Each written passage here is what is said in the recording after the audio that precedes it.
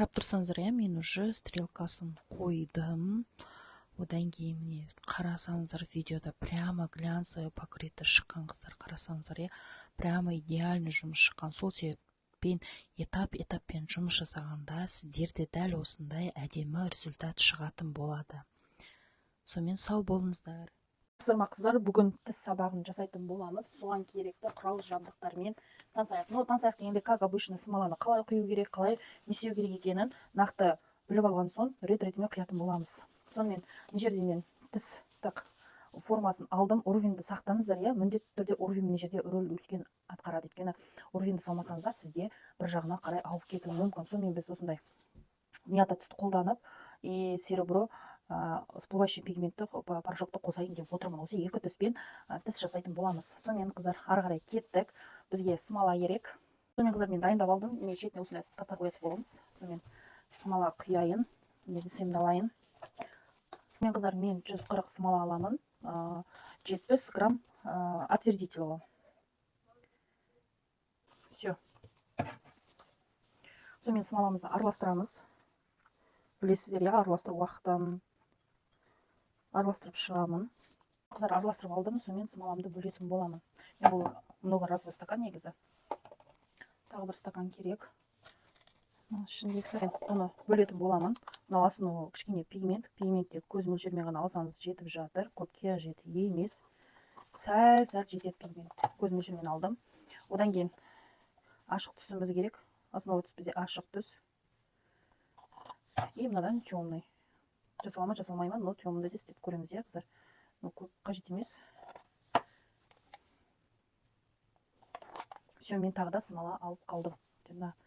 Основа түске кішкене тағы да. Өйткені бізге қазір тастарға керек болатын болады. Сонымен бізде мұнда ашық түс. Мынада темный түс. Как всегда, темный түске мысалы немене салып жесеңіздер де болады. Пигмент. Мен пигмент қосып жіберемін. Міндетті түрде пигментсіз. Пигментті сол светлыға емес, темныйға қосып жіберем. Біз көретін боламыз, қалай шығатын түсін. И мынаған всплывающий порошогымызды саламыз.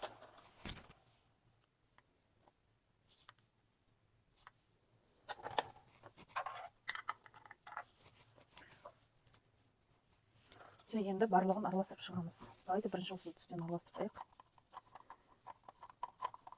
Мята түс негізі әдемі түстердің бірі ғой. Жақсылап тұрып араластырамыз бұл жерде. Бұда мен немелердің бәрін құйып алдым. Сол себепті енді бәрін рет-ретімен құйып шығатын боламын. Қарап тұрсаңыздар, как обычно аузын қысамыз. Қысқаннан кейін алдындағы сияқты узормен құямыз ғой. Дәл солай сияқты құйып шығамыз.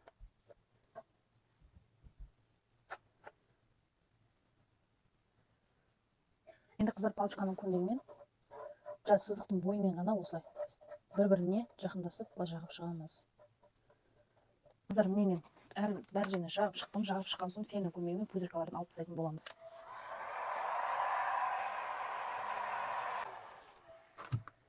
Көрдіңіздер, узорлары прямо всплывающий порошокпен. Не жерде анықтап көрінбей тұр, сотқа көрсетпей анықтап қарасаңыздар, всплывающий порошоктың өздері оттенкалары шықты. Енді мына шетіндегі скотчты қазір жарты сағаттан соң алып тастайтын боламыз. Қыздар, мен жарты сағат әлі өткен жоқ. Оға дейін мен тастарын қойып тастайтын боламын шеттеріне.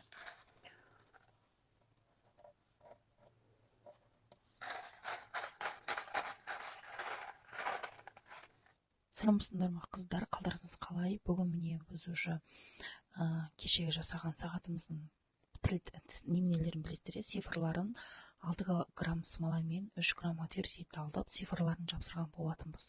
Көріп тұрғандай олардың цифрларымыз кепті. Одан кейін цифрның бетіндегі пленкасын алатын боламыз, қыздар. Алғаннан кейін 140 смола аламыз да 70 грамм отвердитель алып араластырамыз. Араластыру уақытын өздеріңіз білесіздер, 3-4 минут екен. Сонымен араластырып болғаннан кейін осылай бетіне құйып шығатын боламыз. Жан-жағына құйып болғаннан кейін бірінші этапты көріп тұрсыздар, прямо қолдың көмегімен цифрлардың үстін жағып шығамыз. Одан кейін тастардың жандарын, әсіресе көбінесе тастардың жанында қалып жатады смола, тимей қалып жатады. Сол себепті мұқият, ақырын жан-жақты жағып, жақсылап тұрып, кәдімгідей жағып шығатын боламыз.